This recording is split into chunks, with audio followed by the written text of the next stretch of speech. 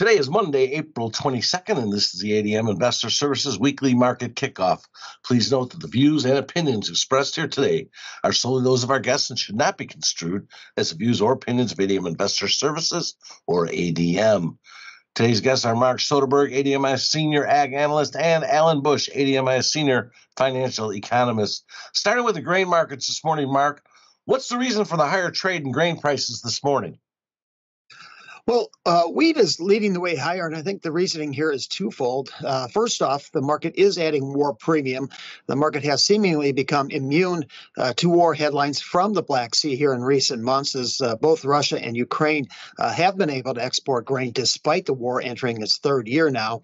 This past weekend, however, Russian missile attacks did destroy additional grain storage facilities in the Odessa region, while at the same time, U.S. House passed legislation providing an additional $60 billion in military aid for Ukraine, something that is desperately needed if the European country is to hold off Russian forces. And secondly, the market is adding weather premium. I look for U.S. winter wheat conditions to slip 2 to 3% this afternoon as areas of the Southwest Plains continue to miss out on rain events. Last week's U.S. Drought Monitor did show drought conditions in winter wheat growing regions jumped 6%. It's still only at 24%, well below a year ago, but it's likely to increase more this week given the limited prospects for rain. Dry conditions in eastern Ukraine and southern Russia is also capturing markets' attention, and without meaningful rain here soon, we're likely to see lower production estimates here. Look for prices to challenge 575 resistance in Chicago and 605 in Kansas City. Mark, with soybean oil prices under heavy pressure of late, do you feel we're nearing a low there? I do, Kurt. At least a temporary low. Spot oil did bottom out last week at $43.50. That's the lowest level in just over 3 years. The plunge in price largely attributed to increased supplies since bottoming out last October at just over 1.5 billion pounds. Bean oil stocks at the end of February have grown 42% to nearly 2.15 billion. However, that's still down 14% from a year ago. And the buildup in stocks is a result of a slowdown in usage from biofuel production, as manufacturers have been able to shift to cheaper feedstocks such as used cooking oil and canola oil. As prices have fallen, however, they're becoming more competitive, not just in biofuel fuel production, but also in global exports. So we've also seen a tremendous amount of speculative selling here in recent weeks, taking speculative traders from a small net long position to a rather sizable short position in a real short period of time. Speaking of the spec traders, Mark, how are they lined up as it applies to the grain markets right now? Heavily short, very heavily short. Last week, money managers sold just over 133,000 contracts in the ag space. This extended their short position to the largest it's been since May of 2019.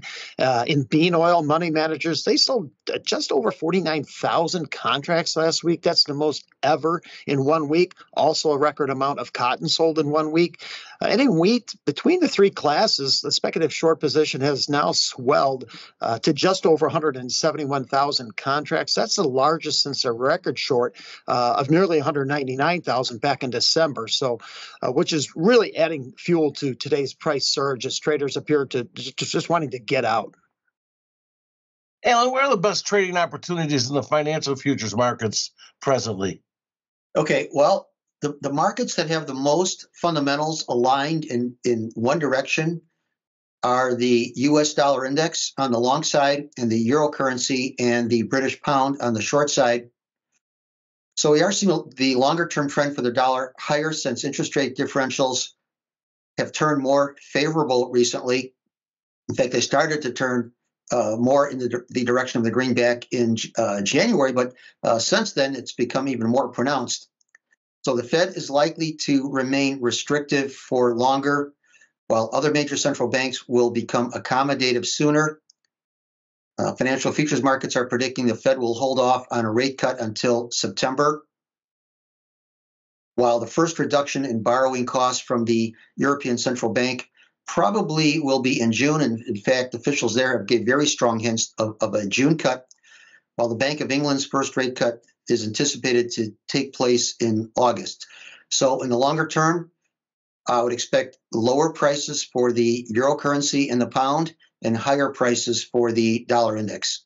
Yeah, speaking of the dollar index, Alan, what's the next upside target for the June dollar index? Well, first of all, we have a double top on the weekly charts coming in at the 106.72 area.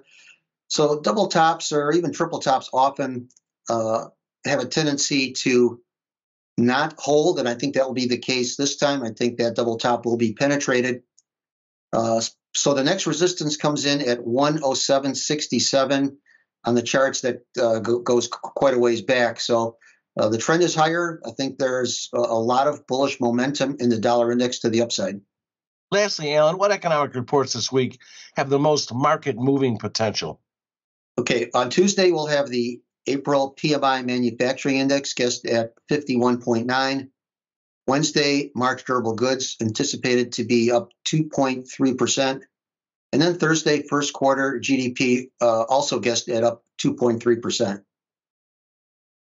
Thank you both. Remember, the views and opinions expressed today on this video are solely those of our guests and should not be construed as the views or opinions of ADM Investor Services or ADM. If you'd like more information about our brokerage services, would like to speak to one of our experts about managing your risks, or would like to open a trading account, please visit www.admis.com.